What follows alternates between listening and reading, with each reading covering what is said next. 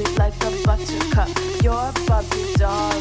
Show them all what I'm made of. Strut down the hall. Won't stop till I get enough. All right, let's explore how global power is shifting. We've got these sources about the conflict in Ukraine and, how it's impacting the whole world. New alliances may be forming, some power plays that are kind of surprising, and maybe even a European army could come out of this. Wow. One expert even thinks the war might be over in just weeks. Crazy, right? Yeah, no kidding. It's a lot to unpack, for sure. It really makes you think, how is this changing things for, the UK, France, Germany, Turkey, even the U.S. with this new Trump administration? What do you make of all that? Yeah, and our main source this time is this YouTube video. It's from PPR Global called "Even U.S. Can't Stop This. Turkey Troops Ready to Enter in Ukraine to End Russia's Biggest Hopes." Oh, I saw that one. Just the title makes you wonder, Yeah. Is Turkey going to be the big player now? Right. It's interesting how they're playing both sides, staying friendly with Ukraine and Russia. They might send in peacekeepers, already blocked those Russian warships in the Black Sea, even helping Ukraine's Navy get stronger. It's a delicate balance for sure. And they're talking about big economic goals too, right? Like boosting trade with Ukraine to $10 billion. What do you think that means for the region if it actually happens? Well, I mean, that would be huge for Ukraine's economy, right? All right. Makes them less reliant on other countries, maybe shifts the power in the region, gives Turkey more say in things. Thanks, huh? Yeah. It's not just about the money, it's about the influence. Exactly. It's all strategy.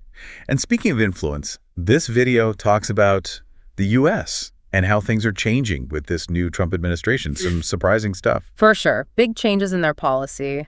There's talk about a peace deal, maybe even Trump and Putin working it out themselves. Direct line. Wow. But the conditions, though, people are kind of raising their eyebrows at that. Yeah. Ukraine might have to give up some territory, and they'd have to wait 20 years before even thinking about joining NATO. 20 years. That's a long time. Yeah. Makes you wonder, what's the rush for the U.S.? Yeah.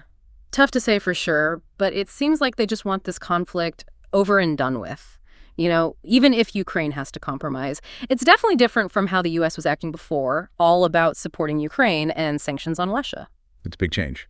So the U.S. might be stepping back, but Germany seems to be, stepping up. Yeah, they're putting their money where their mouth is, 3 billion euros to help Ukraine out, and they want to give Ukraine those long-range weapons, too. I bet that's causing some debate. Oh, for sure, inside Germany even.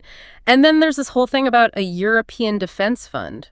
What do you think that'll mean for Europe's security? European Defense Fund. I haven't really heard much about that. What's the deal with that? It's still just an idea, really, but they want a special fund to make Europe's defenses stronger, Maybe buying weapons together, investing in research, maybe even having, a permanent European army. A whole European army. That's a big deal. Huge. I think it shows how Europe feels like they got to take care of themselves, especially if the U.S. isn't going to be as involved. And that brings us to peacekeepers, right? Well, The video talks about the UK, maybe even other European countries, sending troops to Ukraine. Different scenarios. yeah, UK troops along the border with Russia, maybe even a protected zone around Kyiv, but that seems unlikely logistically. What about the training the UK's been doing for Ukraine's troops? Will that keep going? It sounds like they might move those programs right into Ukraine, so they can still help Ukraine's military without, being in the actual fighting. So there are options, but it's all still up in the air, right? Absolutely. A lot to figure out. And it's not just the UK, France, Poland, others in the EU, they're all thinking about being part of this peacekeeping force. Nobody knows exactly what it'll look like yet, but it shows how Europe's ready to step up and try to solve this thing. Really makes you wonder, if Europe's thinking about a peacekeeping force, are they finally going to make their own army? It's been talked about forever, right? Maybe this conflict is what finally makes it happen. It could be the push they need. But let's talk about the economics of all this. The source mentions the EU's 16th sanctions package on Russia. They're really coming down hard, huh? No kidding. This time they're hitting Russia from all sides, restricting aluminum imports from Russia. That could really hurt, because Russia makes a lot of aluminum. Right. It's a big part of their industry. Yeah. And what about this shadow fleet thing? What is that exactly? So basically, Russia's been using all these ships, the whole network of them. Sometimes they fly different flags, try to be sneaky to get their oil to countries that aren't part of the sanctions. It's a way to get around the rules, keep the money flowing. Exactly. So the EU is trying to stop that. Yeah. But then there's this idea of using the money that's frozen, the Russian assets, to rebuild Ukraine. That's pretty controversial. What are your thoughts on that? It's a tough one. You're talking hundreds of billions, maybe even more. That's a lot of money that could really help Ukraine get back on its feet. But taking a country's money like that, there are a lot of legal and ethical questions. Yeah, it's not a simple decision. What are people saying about it? Well, some people think it's only fair, right? Russia caused the damage. They should pay for it. It's about justice. I can see that side. But on the other hand, others say it's like a dangerous precedent, could make other countries nervous about keeping their money in Western banks. They might worry their assets could be taken too. And then there's the whole thing about whether it's even legal under international law. It's like balancing what's right with what could happen in the long run. It impacts the whole world, really. Yeah, for sure. And this debate isn't going away, especially as this conflict keeps going and rebuilding Ukraine gets more and more expensive. You have to think about how it affects everyone, not just the big players, but regular people too, in Ukraine and around the world. That's important. We're talking about politics and economics, but it's real people's lives that are being affected. Absolutely. Think about it. Energy prices are crazy high. Supply chains are messed up.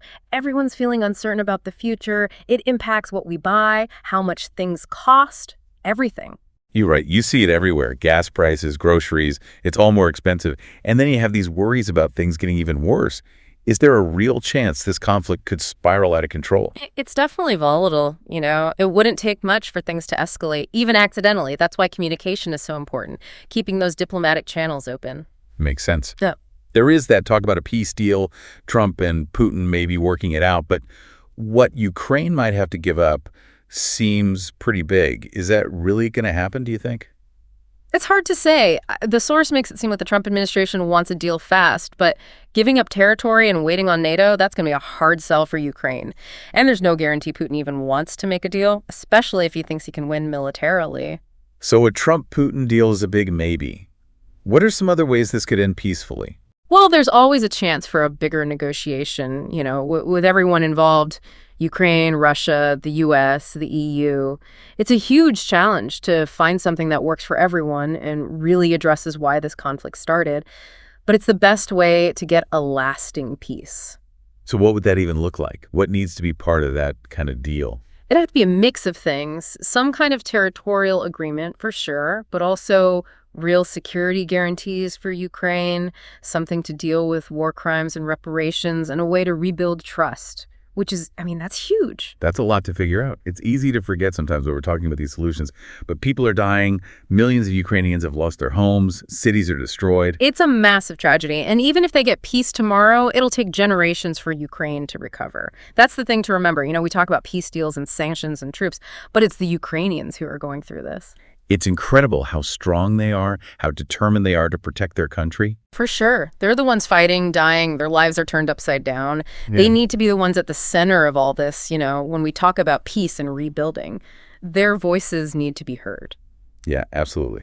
They need to be part of deciding what their future looks like. It's tough. Ukraine's in a really bad spot, right? Caught between these global superpowers, their whole country at risk, and now they might have to give up a lot just to get peace, and who knows if it'll even last. It's just heartbreaking, It makes you realize we need to really understand what's going on here. It's easy to focus on the politics and all that, but it's real people who are suffering. Yeah, we talk about troops and sanctions and peace deals, but people are dying, families being torn apart. So many Ukrainians have lost everything. It's a whole generation that's going to carry this trauma, and we have to listen to them, the Ukrainians, understand what they're going through, what they want for their future, what justice means to them. It's their lives we're talking about here. This deep dive has really shown that it's so much more complicated than just Russia's bad, Ukraine's good. There's just so much going on, so many different sides to it. Yeah, exactly. It's not that simple. And that's why just sending more weapons or saying Russia has to surrender completely, that's not going to work. We need to think differently, find ways to talk to each other, try to de-escalate things. So how do we do that?